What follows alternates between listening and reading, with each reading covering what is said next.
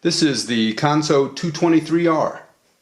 It's got reverse, it's got needle feed, and this particular one is outfitted with the swing away binder.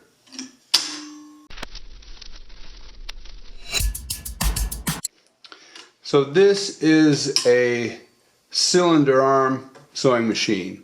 The cylinder arm is given its name based on the fact that rather than having a flat bed like what most machines are, you have this cylinder that the bobbin and hook reside in, and that's good because you can pass cylindrical items onto the cylinder arms. These are really good for things like putting hems into bags or hems for jeans, hemming jeans, putting on cuffs on shirt sleeves, hats, whatever works for you. I've seen some really large cylinder arms, much bigger than this one, for doing golf bags. There are just some things that you might want to do that a cylinder arm is particularly useful for. As I've mentioned, this machine has needle feed. So this machine is a 2-feed system. Most machines are a single feed, and they use feed dogs to feed the material through, your typical domestic sewing machine, but lots of industrial sewing machines as well. Then you've got the type of machine that I often advocate, and that is a triple feed, which uses feed dogs, needle feed, and walking foot. This is a 2-feed system. It has feed dogs and a needle feed, which is a nice positive feeding mechanism for binding. The foot remains stationary. This 2-feed system is excellent for helping to pull the tape through the binder and advance the work at the same time. It prevents slipping. Great for light and medium weight materials. The adjustment goes to 5 millimeters. This is a great machine. It's made in Japan. It's made in Japan. Parts are easy to get. The parts that this use are Seiko parts, so they're high quality. Today in this machine, I'm using Tex 105, which is probably about as large of a thread as you would want to use in this machine. And then of course you can use smaller. This machine has type L bobbins. And because this is good for bags, it's also a natural fit for the binding attachment. So it can make finishing a lot quicker. This particular binder is a double fold right angle binder, which is nice for being able to cut your own binding material. You can cut your own binding, so you can make binding to fit your particular look or need, and that makes it easy to match or coordinate your binding. Now your material, you need to cut it to the width of the binder. This one is 1 1/4 inch.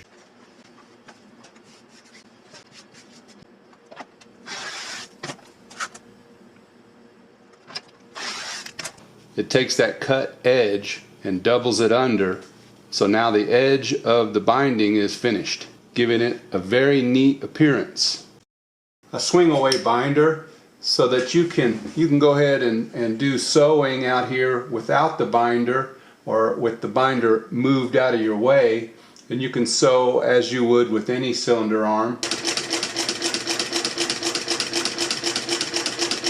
And then when you so choose, you can move that in, and it snaps in so that it is perfectly adjusted when you need to go back to your binder. A couple of nice things about the swing away: it helps when you're loading it. Also, 2 screws hold this particular binder on, so you can take this binder off and put another one on there very easy. So if this is not the size that you want, or you want a different style of binder, you can do that. I've had this machine for a couple of years, and I've used it on several projects.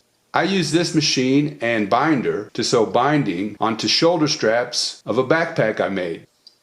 You can check it out here. So loading this with the piece of binding that I cut myself, just give yourself a little bit of a point. Then there's a track here, and you can push that through. Then as you pull it back on itself, it just kind of folds in on itself. There's a slot here. You just push that through.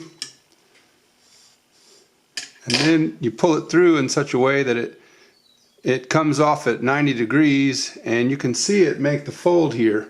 Then you just raise the foot and get it under there. Dress your tails. Now when you come in here, you just put your material in the back edge of the crease.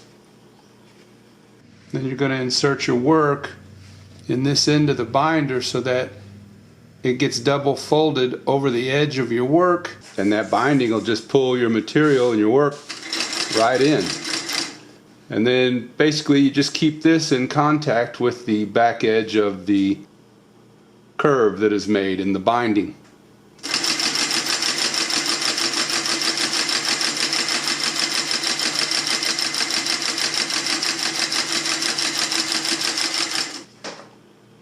Sews it on just like that. So let's put in some different material.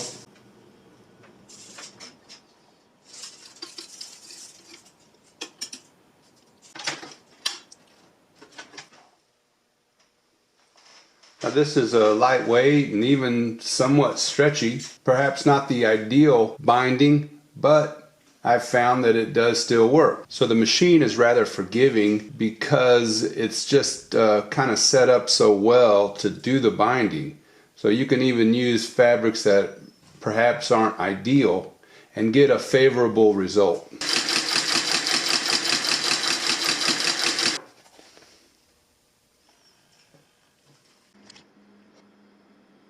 I always like camo. One thing that needs to be paid attention to is the side of the material that the print is on. So in this case, I believe you want the print facing away, and then what happens is once the fabric goes through the double fold, now the print is on the outside.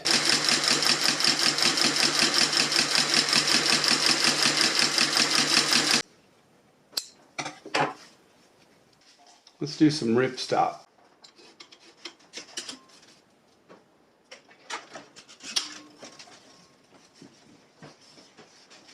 With the right angle binder, it's possible to do curves as well.